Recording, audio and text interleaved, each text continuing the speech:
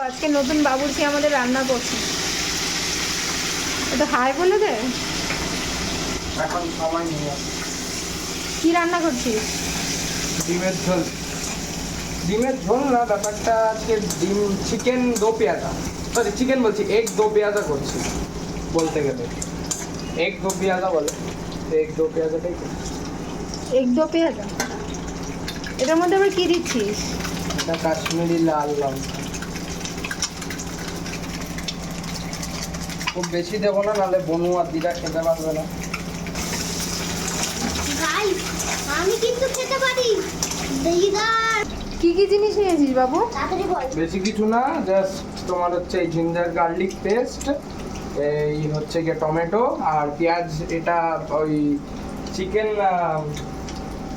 কি বলে ওটাকে, চিলি চিকেন কাটার জন্য যেইভাবে ঠিক পেঁয়াজ কাটে ওইভাবে পেঁয়াজ কেটেছি।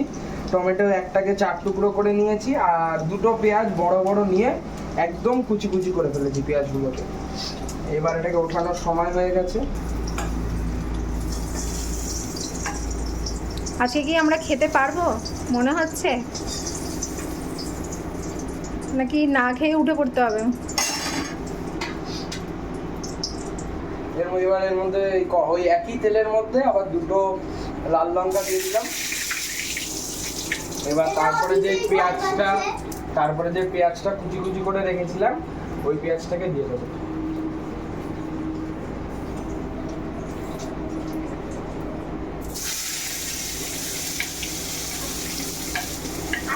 তোমরা বলো আমাকে দেখা যায় না কেন? এই যে আমি পড়াশোনার সাথে বিজি আছি। পড়াশোনা তো অত করি না, খেলার মধ্যে পড়ার মধ্যে অত বিজি থাকি না। ঠিক আছে, এখন রান্না করা দেখছি। যদি না খেতে পারি তাহলে কি হবে? তার মধ্যে একটুখানি দুটো কাঁচা লঙ্কা দিয়ে দিলাম, নিজের ঝাল মতো এক একজন দিতে পারে। একটু ফ্লেমটা হাই করলাম যাতে একটু তাড়াতাড়ি হয়। যারা যারা আমার ভিডিও দেখে তারা বলে দিদি তোমার চ্যানেলের নাম কি, দিদি তোমার চ্যানেলের নাম কি, তাদেরকে বলে দিই আমার চ্যানেলের নাম রুহি লিভিং চ্যাম। তোমরা গুগলে সার্চ করেও দেখতে পারো, ইউটিউবেও সার্চ করে দেখতে পারো, যা খুশি। আর আমি না একটা জিনিস শুনেছি, যেই পেঁয়াজটা একটু লালচে লালচে হয়ে যাবে তার মধ্যে আমি সামান্য কিছু টমেটো স্লাইস করেছিলাম, ঠিক মতো করতে পারিনি বাট স্লাইস করেছিলাম ছোট করে, সেইগুলো একটু দিয়ে দিলাম। আর বাকি আস্ত কটা টমেটো রাখবো। যেরকম রাত্রেবেলা বেশি লোক খাবো না, আমরা 4 জনই খাবো, তাই অল্প করেই করছি। আপনারা কোয়ান্টিটি হিসাবে বাড়াতে পারেন জিনিসের মাত্রা। আর আমি একটা কথা বলে রাখি, আমার যে কমেন্টের জিনিসগুলো থাকে তোমরা কেউ কমেন্ট করো না, আমি দেখেছি তোমাদেরকে, তোমরা কেউ কমেন্ট করো না, আমি ওটা পড়তেও পারি না। একজন কমেন্ট করে, একজন আমার বিড়ালের ছবিতে দিয়েছে দুটো কান্নার ইমোজি, সেটা আমি দেখেছি। যে এই দুটো কান্নার ইমোজি দিয়েছে তার জন্য খুব খুব ভালোবাসা।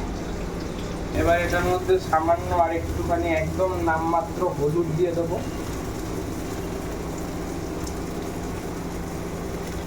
একটুখানি কালারের জন্য হলুদ আর কাশ্মীরি মির্চি দিয়ে দেবো, জাস্ট একটু যাতে কালার আর ফ্লেভারটা ভালো আসে এখানে। আজকে কি আমরা খেতে পারবো?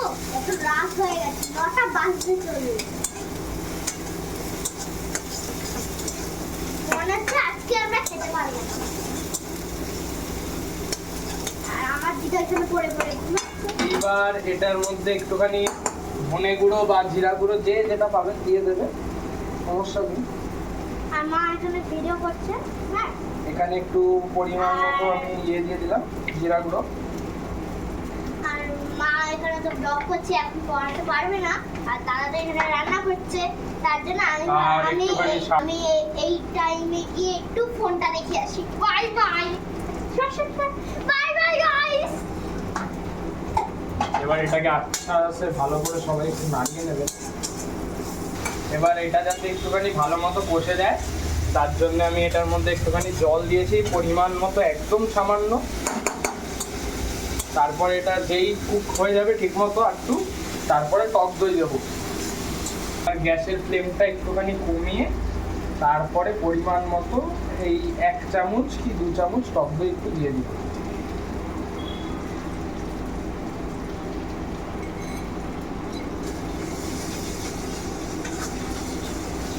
এবার এই টক দইটা দিয়ে ফ্লেমটা হালকা একটুখানি বাড়িয়ে ভালো মতো নেড়ে চেড়ে নেব, একদম নাড়িয়ে নেবো ভালো মতো।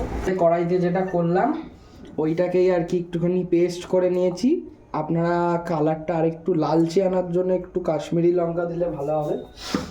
এবার এই কড়াইটা গরম হচ্ছে, ততক্ষণ আমি তেলটা নিয়ে আসি। একটুখানি সর্ষের তেল দিয়ে দিচ্ছি,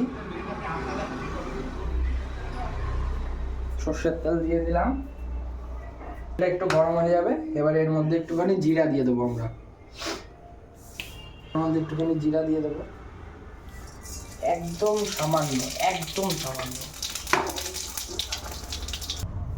এবার এটার মধ্যে এইটুকুনি নামমাত্র এই আমাদের গার্লিক পেস্ট দিয়ে দেবো। এটা একটুখানি কালার চলে আসবে, যেই পেঁয়াজগুলো একদম চিলি চিকেনের স্টাইলে কেটে রেখেছিলাম, মানে চিলি চিকেনে যেরকম পেঁয়াজ দেয় সেই পেঁয়াজটা দিয়ে দেবো এর মধ্যে।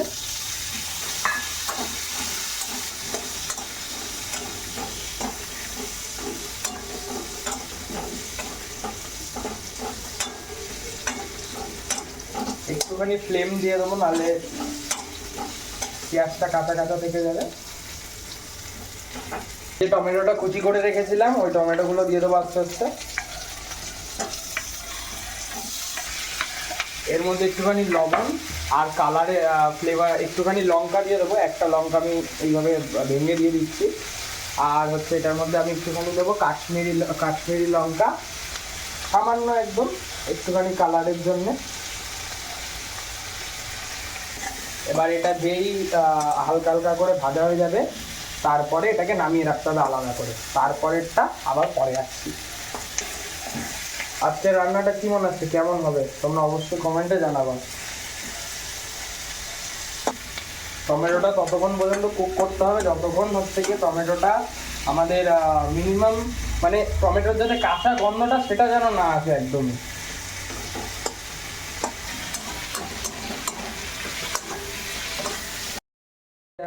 তার মধ্যে এবার একটু ঘি দিতে হবে ফ্লেভারের জন্য। তার আগে দেখিয়ে দিও যে যেই পেঁয়াজ দিয়ে টমেটো দিয়ে ওটা ভাজা করলাম ওটা নামিয়ে রেখেছি, তো ওটা নামিয়ে এবার ঘিটা দিয়ে দিলাম। তোমরা ঘি বা বাটার যে কোনো একটা ইউজ করতে পারো। এখানে ঘিটা ফ্রিজে ছিল ওর জন্য একটুখানি সময় লাগবে ঘিটা করতে। আমার গরম হয়ে গেলে, ঘিটা গরম হয়ে গেলে এর মধ্যে আদা রসুনের পেস্ট দিয়ে দেবো, খুব বেশি দেবো না, এই সামান্য এই যে আদাটা দিচ্ছি, ওটা তার আগে রসুনটা ছিল।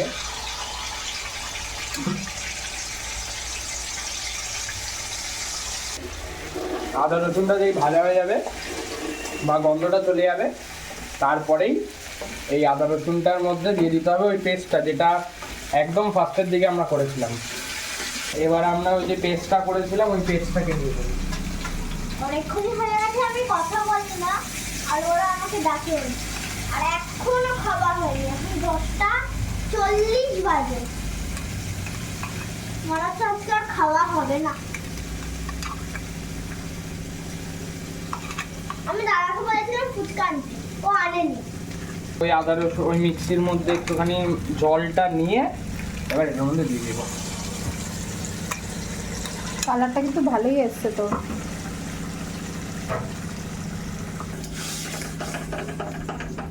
এবার এটাকে ভালো করে নাড়িয়ে নেবো আগে। আর আমি এই এবার এটার মধ্যে দিয়ে যখনই হচ্ছে কি আমাদের যখনই এটার থেকে তেল ছাড়বে তারপরে এই যে এইটা করে রেখেছিলাম এইটা এবার দিয়ে দেবো।